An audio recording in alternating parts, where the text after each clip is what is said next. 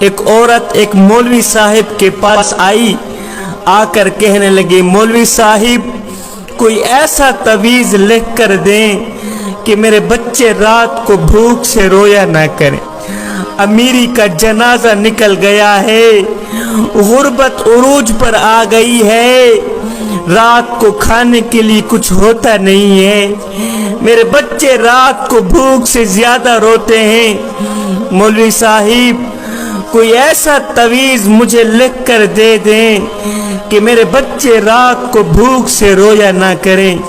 مولوی صاحب نے تعویذ لکھ کر دے دیا اور ساتھ میں دعا بھی دے دی۔ اسی دن سے ان کے حالات بدلنے لگے، دن بدن ترقی ہوتی گئی۔ خاتون کے شوہر نے ایک دکان کرائے پر لی، کاروبار میں برکت ہوئی، پھر دوسری دکان بھی لے لی۔ ایک دن ایسا آیا کہ یہ لوگ امیر بن گئے۔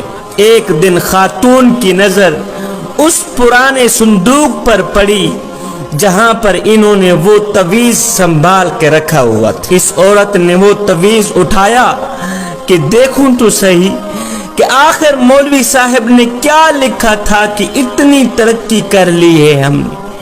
آخر مولوی صاحب نے اس تعویذ کے اوپر کیا لکھا تھا کہ اتنی ترقی کر لی ہے ہم نے۔ جب اس عورت نے وہ تعویذ کھولا تو اوپر لکھا تھا کہ جب پیسوں کی ریل پیل ہو جائے تو سارا پیسہ تجوری میں چھپانے کے بجائے ایسے گھروں میں دے دینا جہاں رات کو بھوک کی وجہ سے بچوں کے رونے کی آواز آتی ہو، جہاں رات کو بھوک کی وجہ سے بچوں کے رونے کی آواز آتی ہو۔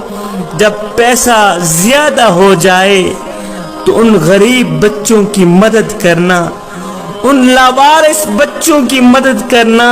صاحب عبادت اس مقام تک نہیں پہنچاتی جہاں غریب کی خدمت پہنچاتی ہے۔ سنیوں، دیوبندیوں، وہابیوں، میں تمہیں سونے کی تختی پہ لکھنے والا ایک جملہ دے کے جا رہا ہوں، خدا کے لیے دل کے کانوں سے سنیے گا۔ صاحب تیرے محلے میں اگر کوئی شیعہ رہتا ہے، تیرے محلے میں اگر کوئی وہابی رہتا ہے، تیرے محلے میں اگر کوئی دیوبندی رہتا ہے یا کوئی غیر مسلم رہتا ہے، اس کا حساب وہ خود دے گا، لیکن اگر روٹی نہ ملنے کی وجہ سے رات کو بھوکا سو گیا، اے بندے اس کا حساب تجھے دینا پڑے گا۔ روٹی امیر شہر کے کتوں نے چھین لی، فاقہ غریب شہر کے بچوں میں بٹ گیا، چہرہ بتا رہا تھا کہ اسے مارا ہے بھوک نے، حاکم نے یہ لکھا کہ یہ کچھ کھا